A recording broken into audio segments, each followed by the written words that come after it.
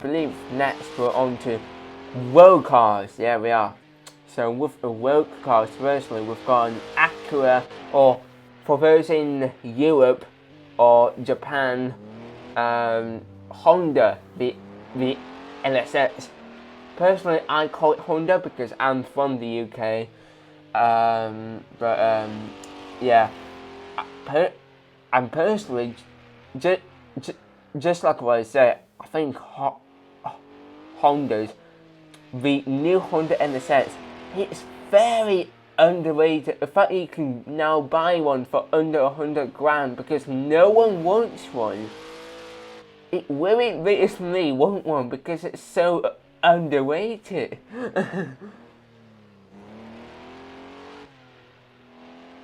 Anyway, this car is powered by a hybrid V6, and driving one, going round the corners, even though it's got all-wheel drive, it goes around corners really well.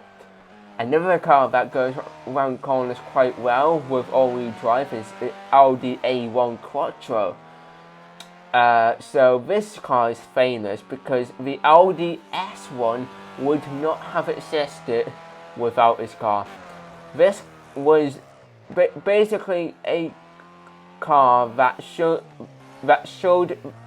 the world that there could possibly be an S1 coming. This is a car that came out in 2013. It had the engine and a four-wheel drive system from the current generation Audi TTS of its time. So it was powering a good 230 horsepower. So yeah. Now onto a proper track-focused road legal weapon, a BAC mono. A lot of people call this car the back mono, and for those who say back, I think you might need your eyes checked because even the car manufacturers themselves say that it's called a BAC, and it should be really easy to tell that it's called a BAC because the brand, the letters are in capitals, BAC. So anyway, the BAC mono go around in a 56.93, and the Audi A1 Quattro did a 1 minute 6.34. I'm kind of losing my voice, I'm just realising, but that's no matter because we've got a big bad Mustang GT on the track, slushing cones like everyone else has been in like the past hour and a half. I've actually just realised I've been going for an hour and a half. That's probably the longest I've ever actually had to talk in like a proper like talking thing. Anyway, Mustang time. Mustangs are not going to get time.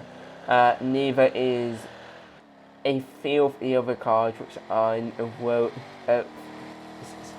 section, mostly because when it comes to road cars,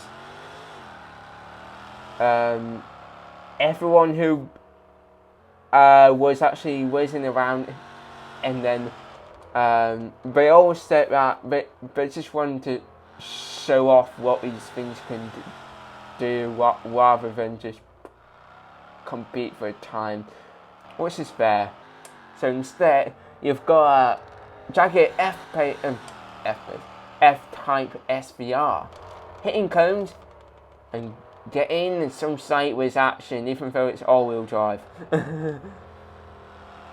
But also, that supercharged 5-litre V8. You cannot go wrong with one of those. You really can't. Actually, let me shut up and just let you listen.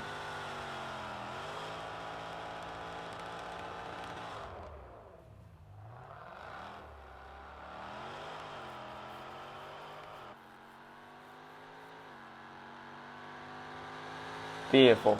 Absolutely beautiful. Now next we've got ourselves a little treat here. We've got a burgundy McLaren F1. It is a legendary machine. Completely made out of carbon fibre to save weight. It's got tons of room for a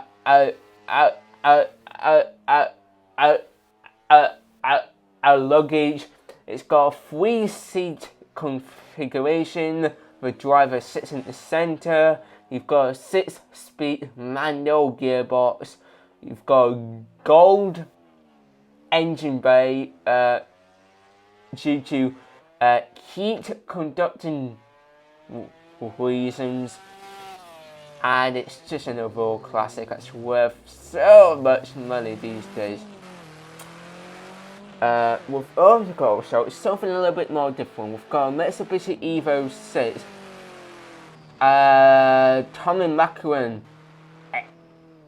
edition. Now these editions are quite rare cars, and the driver seems to like having a little home in these things, and that's exactly what these cars are for. And he's going backwards.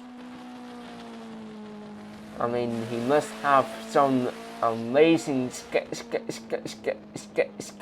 skill in actually doing that, because that's not an easy thing to do.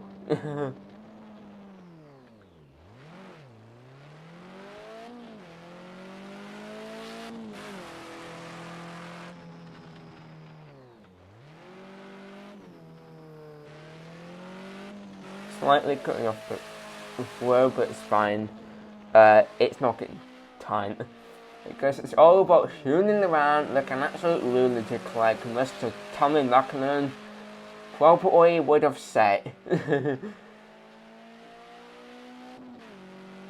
but something that is actually going to get time is the Renault Megane RS275 trophy, which is a bit slow off the line, but we'll keep going with it. With an interesting paint design layout. Bright blue with a tangerine orangey yellow stripes. And it's going around the chicanes quite nicely.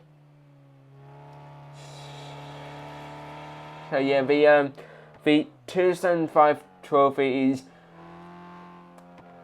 exactly what it says on the tin. It's definitely more track focused than, say, the 250 Cup and any of the other Megane models. And that